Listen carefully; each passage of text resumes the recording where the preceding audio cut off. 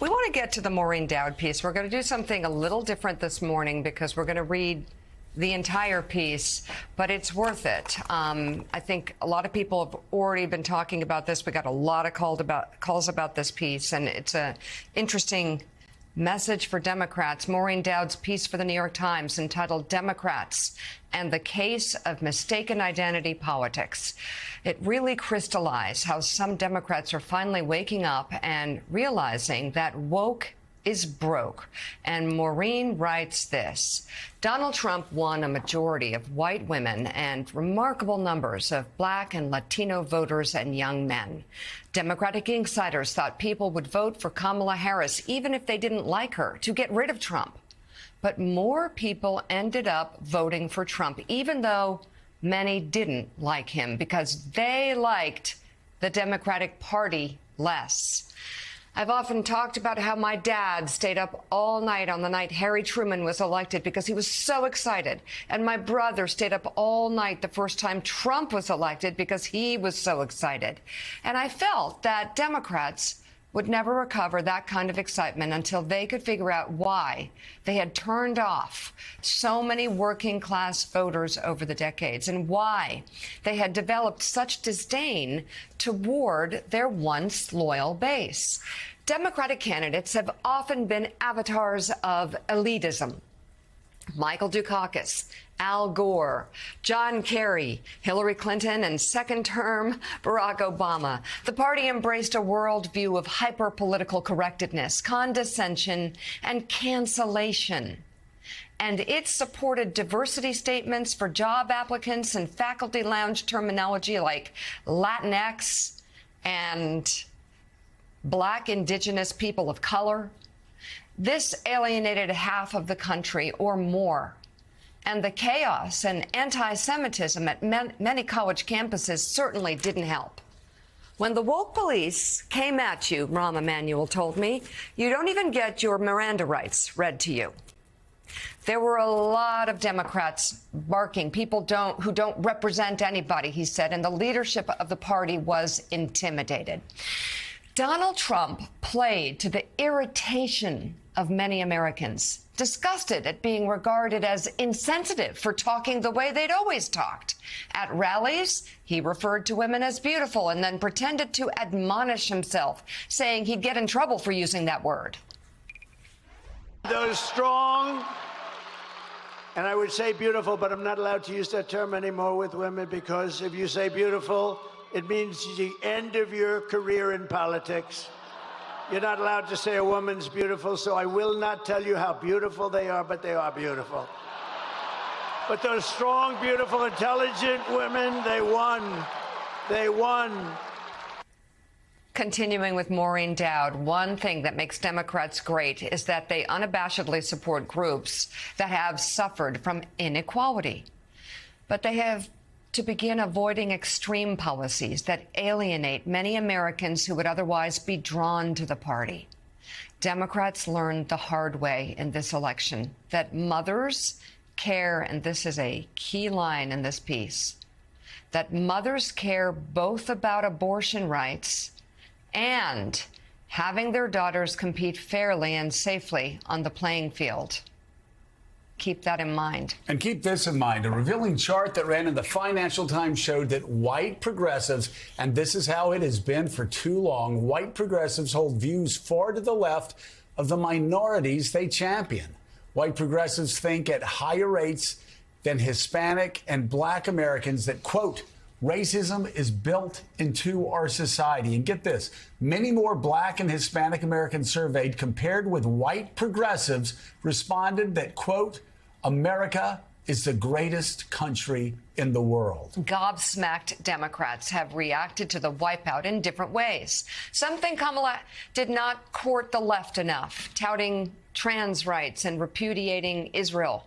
Other Democrats feel the opposite, calling on the party to reimagine itself. Marie Gluesenkamp-Perez, a vulnerable Democrat in a red congressional district in Washington, narrowly held her seat. The 36-year-old mother of a toddler and owner of an auto shop told the Times, Annie Carney, that Democratic condescension has to go. There's not one weird trick that's going to fix the Democratic Party, she said. It's going to take parents of young kids, people in rural communities, people in the trades running for office, and being taken seriously. On CNN, the Democratic strategist Julie Roginski said that Democrats did not know how to talk to normal Americans. Take a look. We are not the party of common sense, which is what the message that voters sent to us.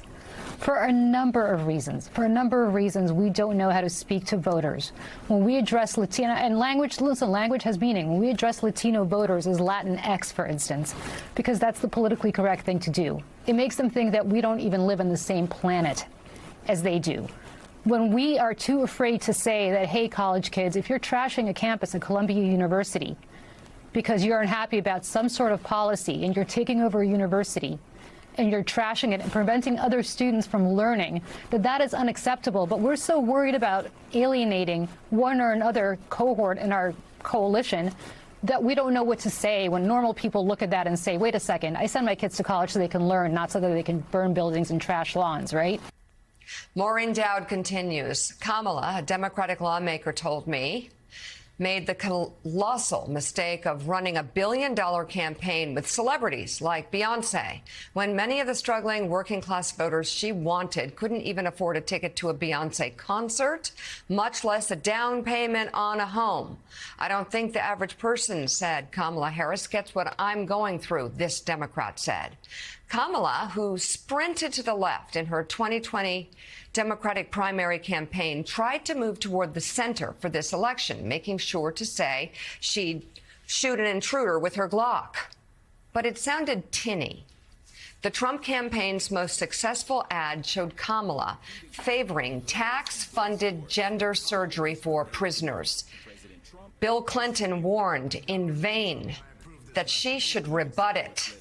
James Carville gave Kamala credit for not leaning into her gender and ethnicity, but he said the party had become enamored of identitarianism, a word he uses because he won't say woke, radiating the repellent idea that identity is more important than humanity.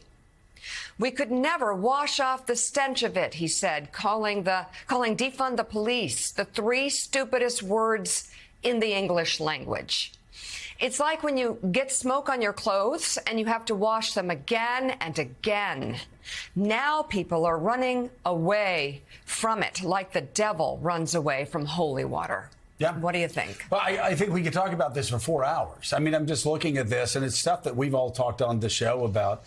The trans ad, which, of course, we've talked about time and again. Rick Wilson came on and showed an opposing ad. Yeah. 30,000 times on the NFL, they showed Kamala Harris saying that she would support the funding of transition surgeries in prison, and taxpayers would pay for it.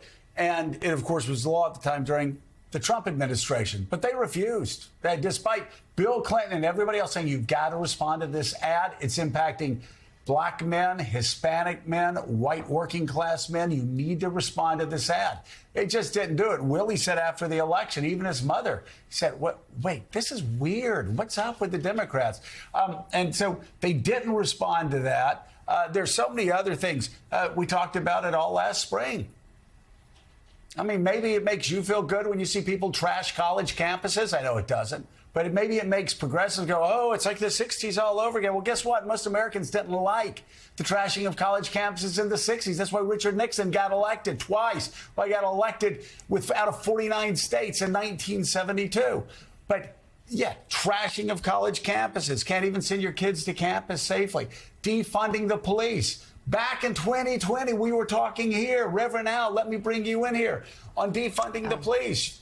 You and I were talking about how representatives in the toughest parts of New York City in real time were saying, defund the police. No. We need more police on the street protecting our children as we walk to school. We need more children in the classroom. You know, in the classrooms, more police officers, safety officers, so our children can go to and from class, so our businesses can be safe, so we can live a safe life. And it's something, again, you have a great line about wokeness and limousine liberals and everything. But I just wanted to say this is what we've known since 2017 and what you and I have talked about, that white elitists that run the Democratic Party are far to the left of many black and Hispanic voters in the Democratic Party. And I remember a pollster for Barack Obama, I think his name was David Sachs, forgive me for, came out and had that poll in 2017, and he got absolutely hammered on Twitter. Absolutely hammered by the far left. How dare you say this? How dare you? But he was right. And it was true in 17, and it was doubly true in 2024, that these white progressives on the far left said, we're going to save you, black and Hispanic people of America. A lot of black and Hispanic people of America say, no thanks. You're kind of wild. You're too far left. We believe in the American dream. We want to be part of the American dream. Thanks, but no thanks. Keep that in your college classes. Rev. Absolutely. The whole goal of the civil rights movement and the movement now is to correct the system, not to overthrow the system, and to make things work equally for everyone, not to just upturn everything and change everything to some undefined utopia. And these latte liberals that speak for people that they don't speak to, that want to lead people that they don't even like, are running around trying to represent things that was never part of what we were saying. All of us that were on the forefront and still are of police reform never said defund the police. We were trying to get police of color and of other circumstances up in these departments to deal with stop and frisk and deal with other things. And then when you come and disregard and disrespect common people that are trying to get their kids in college and pay the tuition and student debt loan forgiveness and all, and you're going to disrupt the campus. It was very interesting to me that they were very selective in the causes they wanted to fight, and the causes on the ground that everyday people had to deal with, they were absent, which is why many, I texted you on that last week, which is why many people, when they raised the problem, came back to us. And the woke people, I don't know what they were woke from, because we were never asleep. They were the ones up in the ivory tower taking a nap while we were dealing with people on the ground that have everyday problems.